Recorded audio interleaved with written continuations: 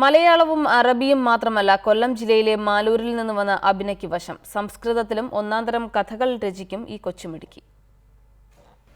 ഭക്ഷണത്തെയും ഭാഷയെയും മതത്തിന്റെ പേരിൽ തരംതിരിക്കുന്ന ഇക്കാലത്ത് സംസ്കൃത കലാരചനയിലും ഉപന്യാസത്തിലും രണ്ടാം സ്ഥാനം ലഭിച്ച തട്ടമിട്ട അഭിന വേറിട്ട് നിൽക്കുകയാണ്. കൊല്ലം ജില്ലയിലെ Maloor MDDM higher secondary school വിദ്യാർത്ഥിയായ അഭിന തൻ്റെ അധ്യാപികയിൽ നിന്നാണ് സംസ്കൃതത്തെക്കുറിച്ച് ആദ്യം അറിയുന്നത്. അവിടെ നിന്നാണ് അഭിന സംസ്കൃതത്തെക്കുറിച്ച് കൂടുതൽ മനസ്സിലാക്കുന്നതും പഠിക്കുന്നതും. സ്കൂളിലെ ടീച്ചർ ബെസ്റ്റ് ടീച്ചറിനുള്ള അവാർഡ് കിട്ടിയ സംസ്കൃത ടീച്ചറായിരുന്നു. ടീച്ചർ പറഞ്ഞു കേട്ടിട്ടുണ്ട് സംസ്കൃതത്തിൻ്റെ ജീവാത്മാവും പരമാത്മാവും ആണെന്നും സംസ്കാര ഭാഷയാണ് സംസ്കൃതം എന്നും എല്ലാ ഭാഷകളും സംസ്കൃതത്തിൽ നിന്നാണ് ഉത്ഭവിച്ചതെന്നും.